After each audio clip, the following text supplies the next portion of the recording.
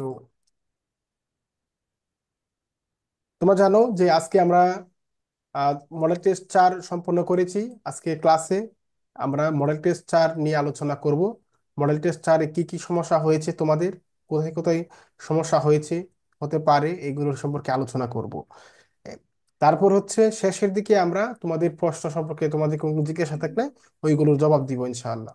তো তোমরা এখানে দেখতে পারছো যে মডেল টেস্ট 4 আজকের ক্লাস হচ্ছে সমাধান ক্লাস। তো আজকের পরীক্ষার পূর্ণমান ছিল হচ্ছে 72। এর মধ্যে রিটেন ছিল 48 এবং এমসিকিউ ছিল 24 নাম্বার। এমসিকিউ আমরা অনলাইনে নিয়েছি এবং লিখিত আমরা অনলাইনেই, তবে তোমরা খাতায় লিখে আমাকে দিয়েছিলে, আমি ওই খাতাগুলো দেখে তোমাদেরকে খাতা পিডিএফ দিয়ে দিয়েছি। তো তোমরা আজকে যে প্রশ্ন ছিল, প্রশ্নগুলোর মধ্যে এক নঙ্গে যে প্রশ্নটা ছিল সেটা হচ্ছে বিদ্রোহী কবিতায় কবির আত্মপরিচয় বর্ণনা করো। তোমরা অনেকেই, আমি আজকে দেখেছি যে তোমরা অনেকেই এই প্রশ্নটার মানে বুঝোনি, যে বিদ্রোহী কবিতায় কবির আত্মপরিচয় বর্ণনা করো। এখানে কিন্তু আমি প্রশ্ন করেছি যে বিদ্রোহী কবিতায়, বিদ্রোহী কবিতাটি কে লিখেছেন? কাজী নজরুল ইসলাম। কাজী নজরুল ইসলাম এই কবিতায় তার চরিত্রটা কেমন, ওই সম্পর্কে আমি প্রশ্ন করেছি।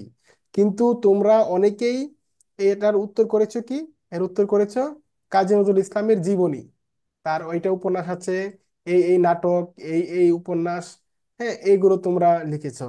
তিনি এত সালে জন্মগ্রহণ করেছেন, এগুলো আমি চাইনি। আমি চেয়েছি যে বিদ্রোহী কবিতায় তার আত্মপরিচয়, তিনি এখানে কি হিসেবে নিজেকে তুলে ধরেছেন। তোমরা এখানে দেখো যে আমি যে এখানে কথা বলেছি যে কাজী নজরুল ইসলামের বিদ্রোহী কবিতা বাংলা সাহিত্যের ইতিহাসে এক বিস্ময়কর সৃষ্টি, আসলেই বিস্ময়কর সৃষ্টি।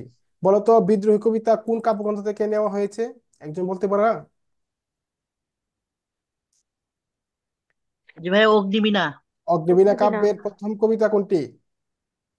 প্রলয় উল্লাস। প্রলয় উল্লাস, গুড। অগ্নিবীণা কাব্যের প্রথম কবিতা হচ্ছে প্রলয় উল্লাস, দ্বিতীয় কবিতা হচ্ছে বিদ্রোহী। তো জি। তারপর হচ্ছে দেখো, এই কবিতায় নজরুলের বিদ্রোহ চেতনার প্রকাশ পেয়েছে। কাদের বিরুদ্ধে বিদ্রোহ করেছেন তিনি? ব্রিটিশ শাসনের বিরুদ্ধে, অন্যায়ের বিরুদ্ধে। নজরুল বিদ্রোহ করেছেন ঔপনিবেশিক, লেখা ঔপনিবেশিক শক্তির বিরুদ্ধে, সাম্প্রদায়িক শক্তির বিরুদ্ধে। এই কবিতা রচনার জন্য নজরুল বিদ্রোহী কবির আখ্যা পেয়েছেন। এই যে মূলত এই বিদ্রোহী কবিতা রচনায়, এই বিদ্রোহী কবিতা যখন বিজলি পত্রিকায় প্রকাশিত হয়, তখনই কিন্তু তার যে সুনাম পুরো দেশে, পুরো উপমহাদেশে কিন্তু তার সুনাম ছড়ে যায়। এখানে নজরুল তার বিদ্রোহকে সঙ্গত কারণেই আমি প্রতীকে ব্যঞ্জনাময় করেছেন এবং নিজেকে অজেয় বলে উপলব্ধি করেছেন। তাই তো বিদ্রোহী আত্মশক্তিকে উদ্বুদ্ধ করার লক্ষ্যে প্রথমে কবির সরব ঘোষণা, বলো বীর বলো উন্নত মম শির। তোমরা তো অবশ্যই কবিতাটা অনেকে পড়েছ, সকলে পড়েছ। এই কবিতাটা খুব গুরুত্বপূর্ণ একটা কবিতা, তোমাদের পরীক্ষায় আসার মতো। তো এখান থেকে কিন্তু তোমার এই কবিতাটা ভালো করে, যারা পড়েনি অবশ্যই পড়ে নিবে, এবং যারা পড়েছ তারা আরেকটু গুরুত্ব দিয়ে পড়ে নিবে। এখানে দেখো যে প্রথম লাইন ছিল কি, বলবীর বলো উন্নতম মশির।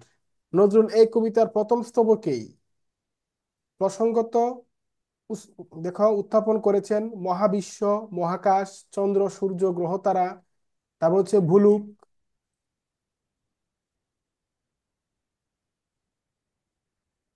ভুলুকে যেটা আমরা বলি, আচ্ছা ভুলুকে দুলুকে, ক্ষুধার আসন, তারপর হচ্ছে বিশ্বধরিত্রী, বিভিন্ন চরিত্র নিয়ে তিনি এই কবিতায় আবির্ভূত হয়েছেন।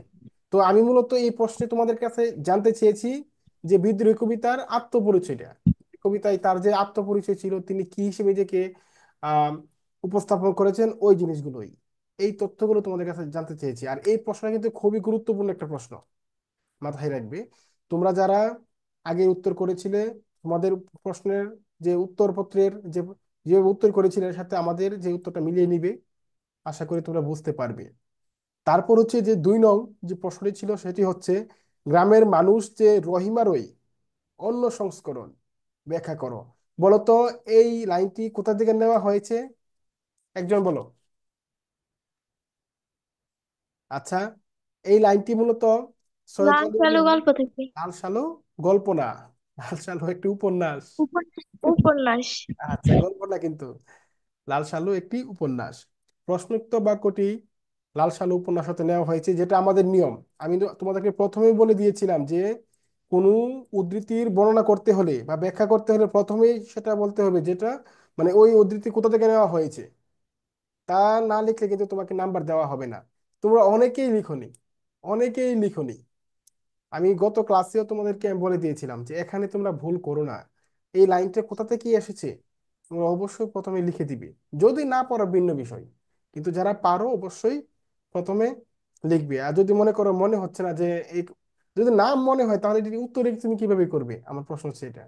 অবশ্যই মনে হবে যে এটা ওই গল্প থেকে নেওয়া হয়েছে বা ওই উপন্যাস থেকে, ওই নাটক থেকে বা ওই কবিতা থেকে নেওয়া হয়েছে। তারপর ওইখান থেকে নেওয়া হয়েছে কে লিখেছেন একটু উল্লেখ করে দিলে সবচেয়ে ভালো হয়। তারপরে তোমরা লিখবে কি মূল কথা, একটি বাক্যের মাধ্যমে তোমরা এইটাই, এই যে এই যে বাক্যটি আছে এই বাক্যের মূল কথাটা তোমরা এক বাক্যে লিখবে। এক বেশি বাক্যে লিখলেও সমস্যা নেই, দুই বাক্যে লিখলেও সমস্যা নেই, তবে চেষ্টা করবে একটি বাক্যের মাধ্যমে পুরো বাক্যের অর্থ প্রকাশ করার জন্য।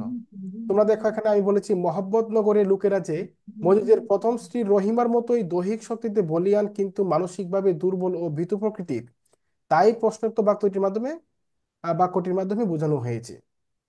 একটি বাক্যের মাধ্যমে আমি বলেছি আমি।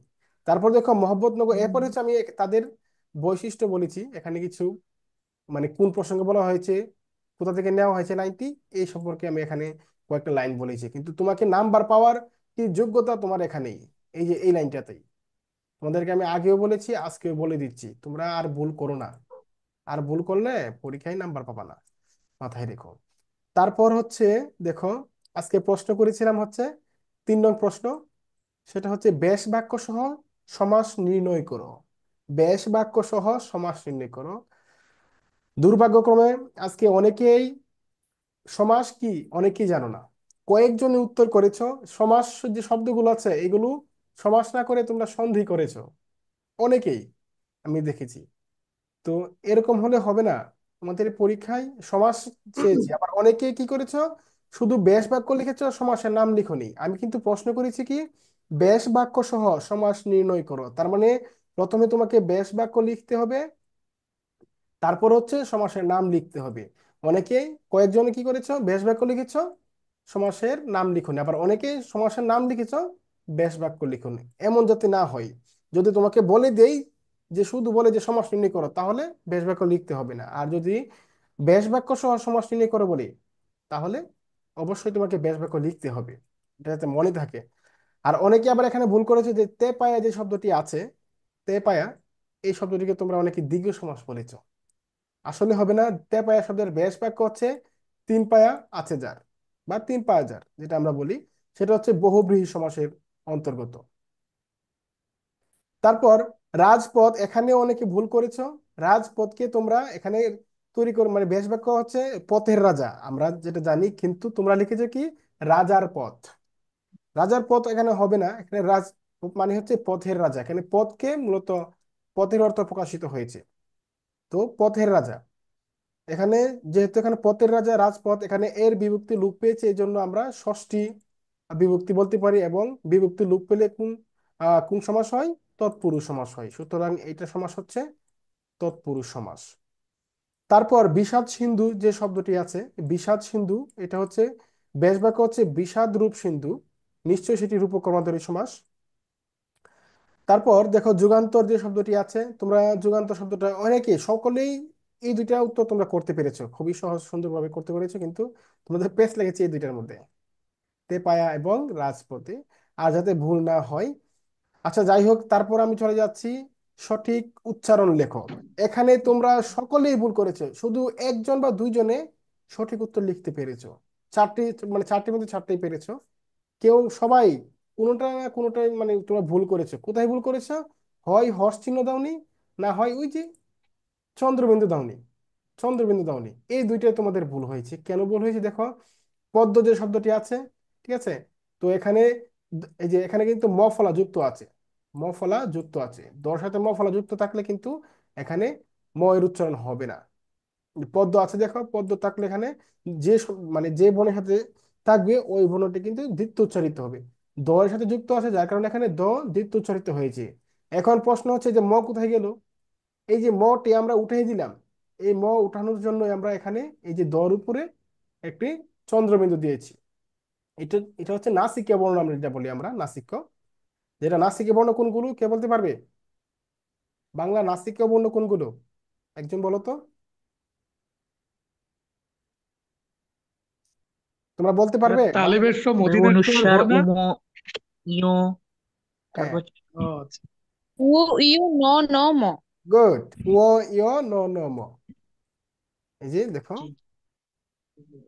ও ইয় ন ন আর ম, এগুলো হচ্ছে নাসিক্য বর্ণ। এই নাসিক্য বর্ণ যদি তোমার উচ্চারণে থাকে, কোনোটা যদি লোপ পায়, তাহলে কিন্তু এগুলোর বদলে চন্দ্রবিন্দু যুক্ত হয়। একই ভাবে তোমরা এই যে প্রজ্ঞা যে শব্দটি আছে, প্রজ্ঞা শব্দটা কি, এই যে এখানে এখানে এই শব্দটি কিভাবে গঠিত হয়েছে? এই শব্দটি কিন্তু মূলত এই যে বর্গীয় যজুক ইয় দ্বারা গঠিত হয়েছে। বুঝতে পেরেছো? বর্গীয় যজুক ইয়, তার মানে এখানে এটার ভিতরেও কিন্তু ইয় আছে। আর ইয় থাকার কারণে কিন্তু এখানে এই দেখো, এই যে প্রজ্ঞার পরে চন্দ্রবিন্দু আছে। তো তোমরা মূলত এখানেই ভুল করেছো, যে চন্দ্রবিন্দু তোমরা দাওনি, আর অন্য সবগুলো ঠিকঠাক আছে। আহ্বানের মধ্যে তোমরা তোমরা ঠিকঠাক লিখতে পেরেছো আহ্বানের মধ্যে। তো এইগুলো যাতে ভুল না হয়, চন্দ্রবিন্দু এবং হর্ষ চিহ্ন অবশ্যই দিয়ে রাখবে। হর্ষ চিহ্ন মানে কি? হর্ষ চিহ্ন মানে কি? হর্ষ চিহ্ন মানে হচ্ছে কোনো আমরা জানি কি, প্রত্যেকটি ব্যঞ্জন বর্ণের নিচে মনে মনে কি আছে? স্বর অ আছে। যদি ওই ব্যঞ্জন বর্ণের নিচে আমরা ধরে নিই যে এর নিচে স্বর ও নেই, তাহলে এর নিচে কি দিতে হবে? হর্ষ চিহ্ন বা হসন্ত। এটাকে কেউ বলে হসন্ত, কেউ বলে হর্ষ চিহ্ন। কেমন? এটা মাথায় রাখবে। তাহলে আশা করি তোমরা বুঝতে পেরেছো।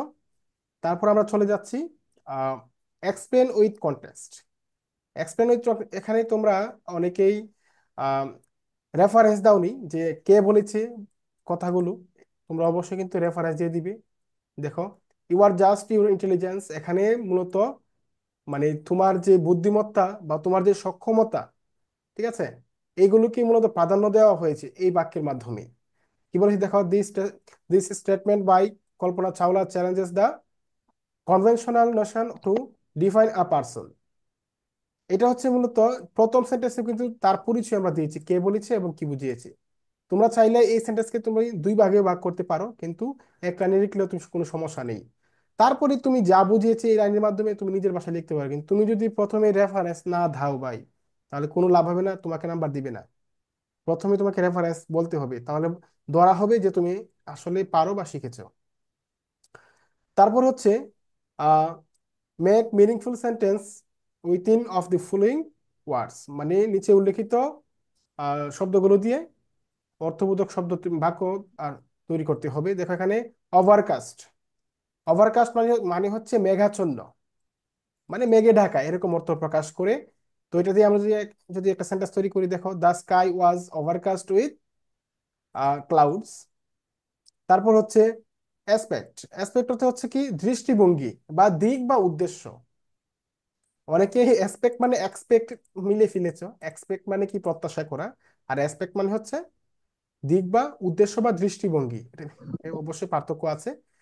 এখানে দেখো যে সেন্টেন্সটি আমি তৈরি করেছি, the aspect of life is different from person to person. এখানে কিন্তু আমি এই লাইনটা আমি কেন দিয়েছি জানো? এই লাইনটি দিয়েছি হচ্ছে, এখানে কিছু নিয়ম আছে, প্রিপোজিশন, যে দুটি নাউন অথবা প্রোনাউন বা একই জাতীয় কোনো পার্টিসিপের মধ্যে টু দ্বারা যদি দুইটা সংযোগ থাকে, তাহলে এর আগে ফ্রম হয়।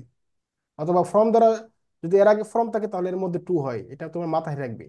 কারণ হচ্ছে এরকম কিন্তু পরীক্ষায় এসে থাকে, ফ্রম এবং টু যে নিয়মটা।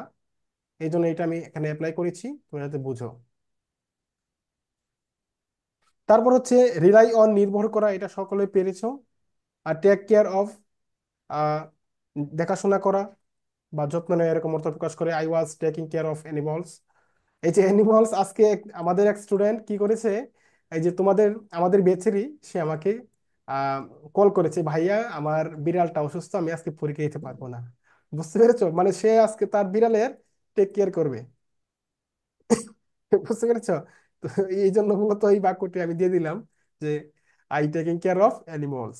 আচ্ছা, তারপর দেখো যে আহ, যে প্রশ্নটি আছে সেটি হচ্ছে 7 নং এ, write up an short paragraph on dowry system মানে যৌতুক প্রথা সম্পর্কে আমি প্রশ্ন করেছি, তোমরা অনেকেই ভালো লিখেছো। তো তোমরা চেষ্টা করবে প্রথমে টপিক সেন্টেন্স লেখার জন্য। টপিক সেন্টেন্স না লিখলে কিন্তু তোমরা নাম্বার পাবে না, এটা তোমরা দেখে নিবে পরে। আর এগুলো মোটামুটি তোমরা পেরেছো। এখানে তোমাদের সমস্যা হয়েছে কোথায়, এই যে G0 নিয়ে অনেকেই, G0টা তোমরা আসলে বুঝুনি যে G0 কি। তোমরা অনেকেই লিখেছো যে পারমাণবিক আহ নিঃসরণ সম্পর্কে, বন্ধকরণ সম্পর্কে, কিন্তু আসলে তা না। এটা হচ্ছে মানে জলবায়ু সুরক্ষা যুদ্ধকে এগিয়ে নিতে সমন্বয়ে কাজ করতে যৌথ ঘোষণা, মানে একটা আর কি, মানে জলবায়ু সম্পর্কিত এটা, পারমাণবিক সম্পর্কিত না। তোমরা দেখো বিশ্বের 4টি ছোট কার্বন, হ্যাঁ বলো। আচ্ছা, বিশ্বের 4টি ছোট কার্বন নেতিবাচক দেশ এক হয়ে গঠন করে G0 ফোরাম। দেশগুলো জলবায়ু সুরক্ষা যুদ্ধকে এগিয়ে নিতে সমন্বিতভাবে কাজ করতে যৌথ ঘোষণা দেন। এই 4 দেশে যতটুকু কার্বন নিঃসরণ হয় তা হয় দূষণ মাত্রার চেয়ে কম, নতুবা সেই দূষণ শুষে নেওয়ার মতো পরিবেশ ব্যবস্থা তৈরি করতে পেরেছে। G0ভুক্ত যে 4টি দেশ আছে সেগুলো হচ্ছে ভুটান, সুরিনাম, পানামা এবং মাদাগাস্কার। এটা মনে রাখবে তোমরা, এমসিকিউতে আসতে পারে যে G0ভুক্ত রাষ্ট্র কোনগুলো। তারপর এসডিজি, এসডিজি তোমরা অনেকে সুন্দর করে লিখেছো, টেকসই উন্নয়ন অভিষ্ট বা এসডিজি, সাস্টেনেবল ডেভেলপমেন্ট গোলস। তারপর তাশখন্দ চুক্তি হচ্ছে কি, তাশখন্দ চুক্তি হচ্ছে ভারত পাকিস্তান যে যুদ্ধ হয়েছিল 1963 সালের উপর, ওইখানে তখন এটা তাদের যুদ্ধ বন্ধ করার জন্যই মূলত সোভিয়েত ইউনিয়নের মাধ্যমে আহ তাশখন্দ চুক্তি স্বাক্ষরিত হয় তাশখন্দে, ঠিক আছে, উজবেকিস্তানের। তারপর হচ্ছে বাহাদুর শাহ পার্ক। এই প্রশ্নটা কিন্তু খুবই গুরুত্বপূর্ণ। যদিও এই প্রশ্নটা জগন্নাথ আগে আসেনি, কিন্তু তোমরা লক্ষ্য করবে বিগত বছরে কিন্তু জগন্নাথ বিশ্ববিদ্যালয়ের যে সাধারণ জ্ঞান অংশ আছে ওইখানে কিন্তু প্রত্নতাত্ত্বিক বিষয় বা দর্শন, আহ হ্যাঁ, যে যে জায়গাগুলো আছে ঢাকা শহরের গুরুত্বপূর্ণ স্থাপনা, ওইগুলো সম্পর্কে প্রশ্ন করেছে। তো এই জন্য আমি মূলত এই প্রশ্নটি তোমাদেরকে দিয়েছি যে বাহাদুর শাহ পার্কের ঐতিহাসিক বা ইতিহাস সম্পর্কে লেখো। তোমরা অনেকেই ভালো লিখেছো, কিন্তু অনেকে আবার তথ্য ভুল করেছো। তথ্য ভুল করলে হবে না, তোমরা এখানে দেখো আমি বলে দিচ্ছি। বাহাদুর শাহ পার্ক ঢাকার অন্যতম উল্লেখযোগ্য ঐতিহাসিক স্থান। এটি পুরান ঢাকার সদরঘাটের সন্নিকটে জগন্নাথ বিশ্ববিদ্যালয়ের পাশে অবস্থিত। 1858 সালে রানী ভিক্টোরিয়া ভারতবর্ষে শাসনভার গ্রহণ করার পর এই ময়দানের নামকরণ করা হয় ভিক্টোরিয়া পার্ক। এই পার্কটি বহু ঐতিহাসিক ঘটনার সাক্ষী, সাক্ষী আছে। 1857 সালের সিপাহী বিদ্রোহের পর অনেক বিপ্লবী সিপাহীকে এখানে ফাঁসি দেওয়া হয়। আচ্ছা, সিপাহী বিদ্রোহ কত সালে হয়েছিল? 1857 সালে, তাই না? সিপাহী বিদ্রোহ কে প্রথম কে ঘোষণা করেছিল, কে বলতে পারবে? মঙ্গল পান্ডে।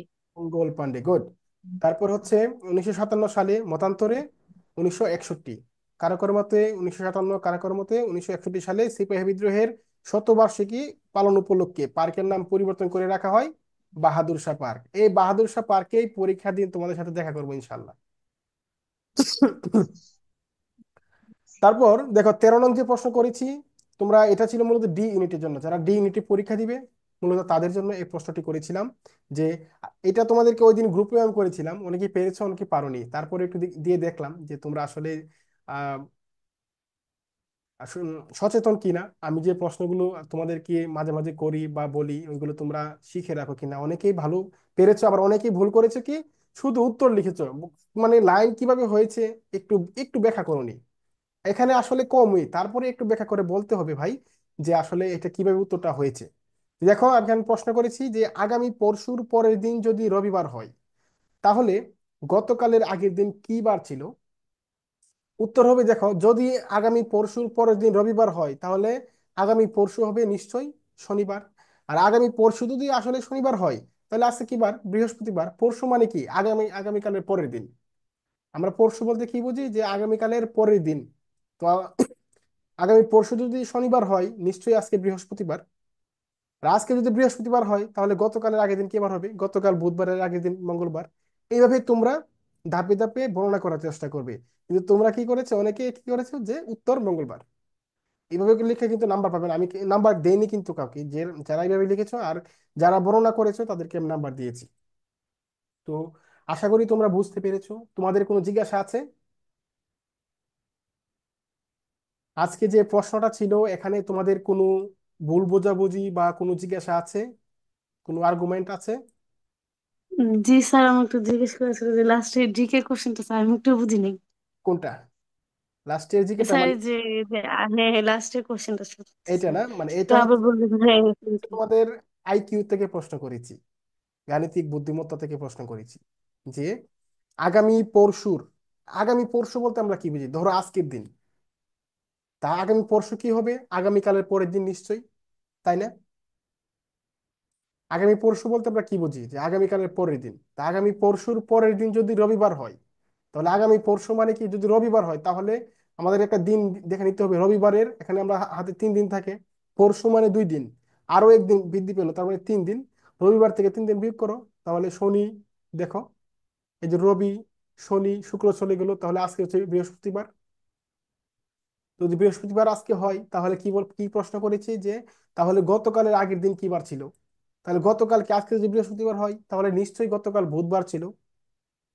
আবার প্রশ্ন করেছি কি গতকালের আগের দিন কি বার ছিল? তো গতকাল যদি বুধবার হয় নিশ্চয়ই গতকালের আগের দিন ছিল মঙ্গলবার। এই জন্য উত্তর করেছি এই যে মঙ্গলবার। অতএব গতকালের আগের দিন ছিল মঙ্গলবার। বুঝতে পেরেছো? বুঝতে পেরেছো?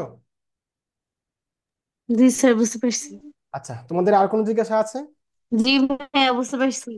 আচ্ছা, তোমাদের কি আর? ভাইয়া জগন্নাথের ডি ইউনিটে কি শুধুমাত্র একটাই গাণিতিক বুদ্ধিমত্তা থেকে থাকবে, মানে 4 মার্কসের, নাকি আরো বেশি থাকতে পারে? গাণিতিক বুদ্ধিমত্তা একটাই আসবে, তবে অনেক সময় দেখা যেতে পারে দুইটাও আসতে পারে।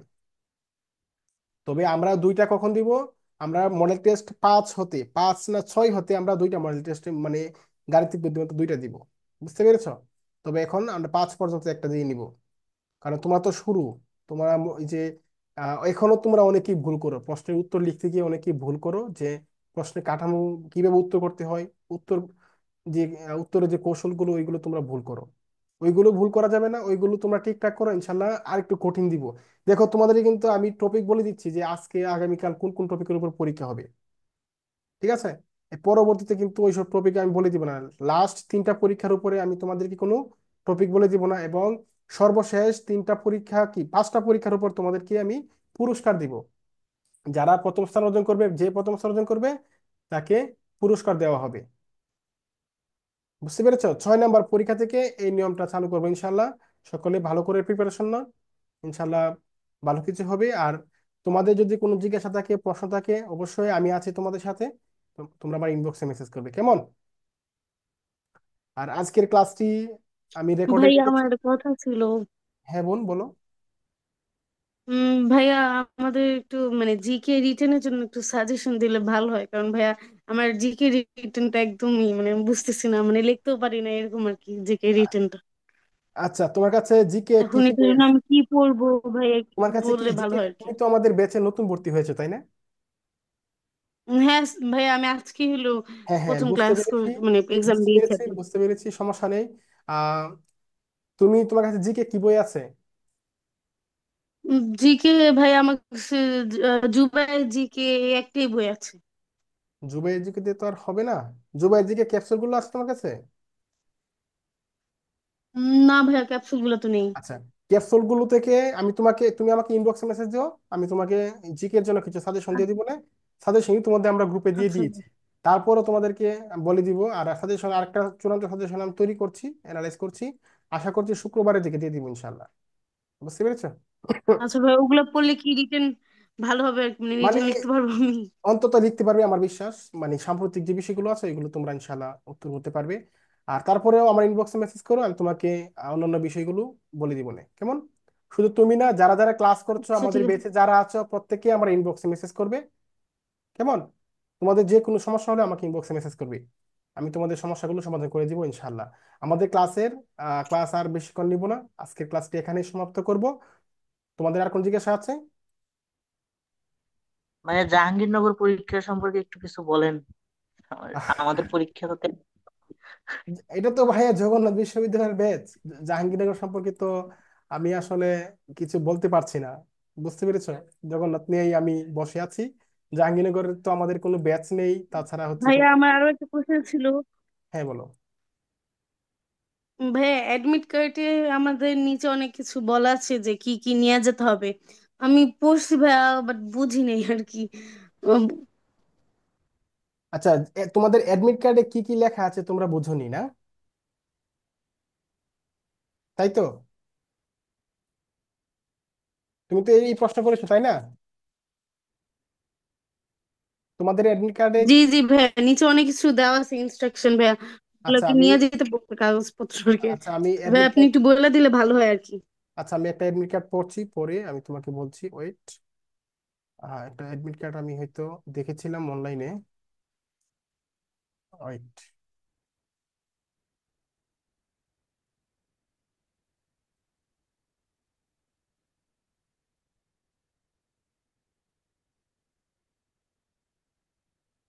আচ্ছা, তোমরা কি দেখছো অ্যাডমিট কার্ডটা?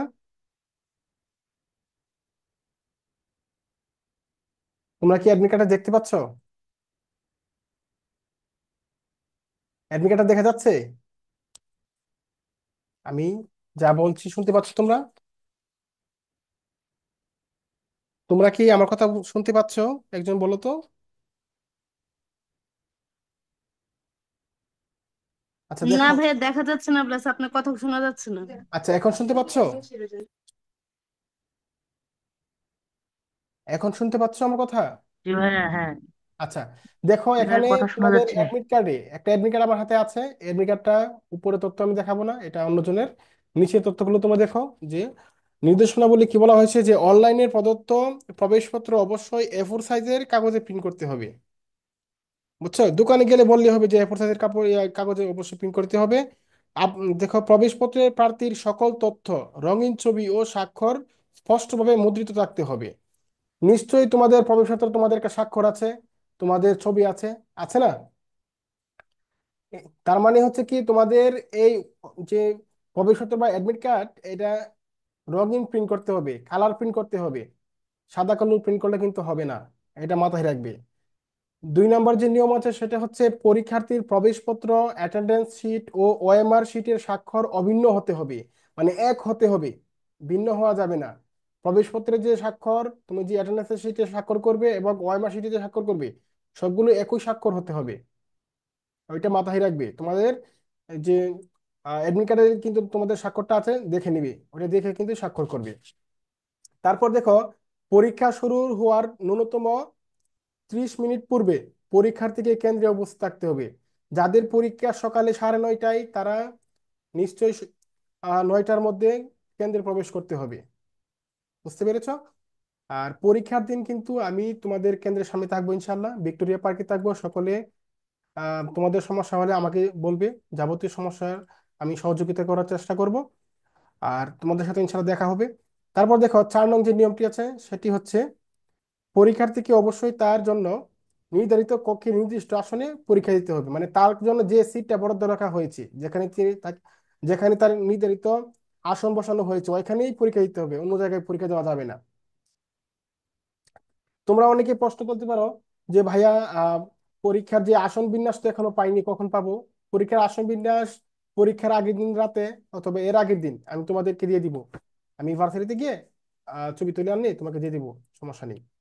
আমাদের গ্রুপে দিয়ে দিব, তোমরা নিয়ে নিও আসন বিন্যাস। তারপরে তোমাদের ওয়েবসাইটে তোমরা আম, পরীক্ষার 72 ঘন্টার আগে তোমরা লগ ইন করে দেখতে পারবে ইনশাল্লাহ।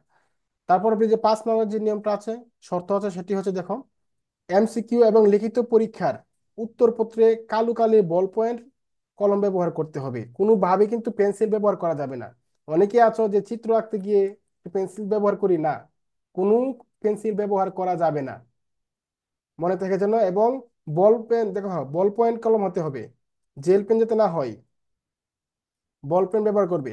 তারপর হচ্ছে পরীক্ষার কক্ষে পরীক্ষার কক্ষে ভর্তি পরীক্ষার প্রবেশপত্র এবং উচ্চ মাধ্যমিক পরীক্ষার মূল রেজিস্ট্রেশন কার্ড প্রদর্শন করতে হবে। মানে উচ্চ মাধ্যমিক পরীক্ষা মানে কি, এইচএসসি এইচএসসি ইন্টারমিডিয়েটের যে মানে মূল রেজিস্ট্রেশন কার্ডটা, এটা তোমাদের ওইখানে উপস্থাপন করতে হবে। অবশ্যই সেটা প্রিন্ট করে, বা সরি, অবশ্যই সেটা মূলটা নিয়ে দিতে হবে, সাথে নিয়ে যাবে।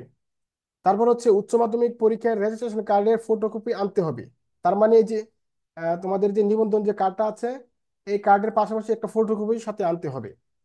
এবং পরীক্ষার হলে দায়িত্বরত কক্ষ পরিদর্শক কর্তৃক স্বাক্ষরিত কপি সংরক্ষণ করতে হবে। মানে তোমার এই যে তোমার নিবন্ধন যে কার্ডটা আছে, রেজিস্ট্রেশন কার্ডটা, এটা দেখে যে ফটোকপিটা আছে ওই ফটোকপিতে পরীক্ষার যে আহ, যিনি তোমাকে গার্ড দিবেন উনি এখানে স্বাক্ষর করবেন, ওইটা তোমাকে সাথে রাখতে হবে। কারণ হচ্ছে যখন তুমি আবার চূড়ান্ত ভর্তি হবে তখন কিন্তু ওইটা কিন্তু লাগবে। পরীক্ষায় পাশ করার পর যখন চূড়ান্ত পরীক্ষা দিবে তখন কিন্তু ওই ফটোকপিটা লাগবে। সুতরাং অবশ্যই একটা ফটোকপি সাথে করে নিবে। তারপর হচ্ছে 8 নং যে নিয়মটা আছে বা নির্দেশনাবলী আছে সেটা হচ্ছে ক্যালকুলেটর। ক্যালকুলেটর সহ অন্য কোনো ইলেকট্রনিক ডিভাইস নিয়ে পরীক্ষার কেন্দ্রে প্রবেশ সম্পূর্ণ নিষিদ্ধ। তোমরা কি বুঝতে পেরেছো আমি কি বলেছি? জি ভাইয়া বুঝেছি। আর কোনো জিজ্ঞাসা আছে এখানে শর্তাবলী নিয়ে? এখানে গুরুত্বপূর্ণ যে বিষয়গুলো আছে এটা জেনে নাও। তোমাদেরকে যে অ্যাডমিট কার্ডটা আছে সেটা অবশ্যই রঙিন প্রিন্ট করতে হবে।